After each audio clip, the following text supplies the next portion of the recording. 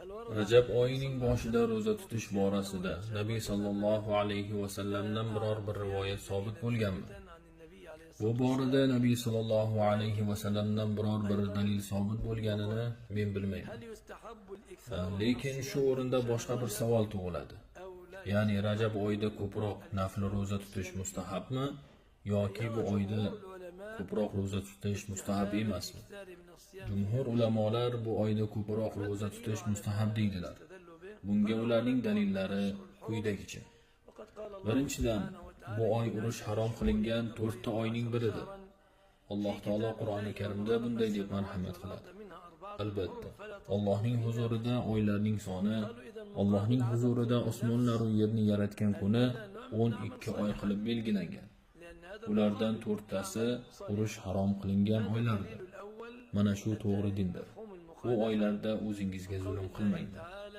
Jumhur ulamolar ushbu oyatdagi u oylarda o'zingizga zulm qilmanglar degani solih amal qilib o'zingizga yaxshilik qiling deganidir. Chunki o'z nafsiga zulm qilishning muqobilida o'z nafsiga yaxshilik qilish turadi.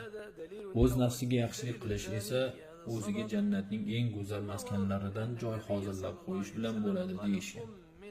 Ikkinchi dalillari esa Nabiy sallallohu alayhi va sallamdan rivoyat qilingan hadisda u zot urush harom qilingan oylarda ro'za ham tuting, og'zingiz ochiq ham bo'lsin deganlar.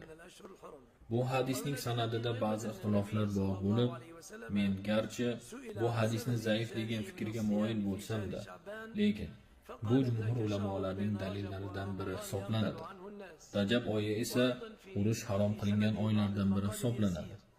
Jumhur ulamolarning dalillaridan yana biri Nabiy sallallohu alayhi va sallamdan nima uchun Sha'bon oyida ko'p ro'za tutishlari haqida so'ralganda, u zot bu oy Rajab oyi bilan Ramazon oyi o'rtasidagi oy bo'lib, odamlar undan g'aflatda qoladilar deganlar. Va bu hadisning sanadida ham ozgina zaiflik bor. Ular bu hadisni dalil qilib shunday deyishadi.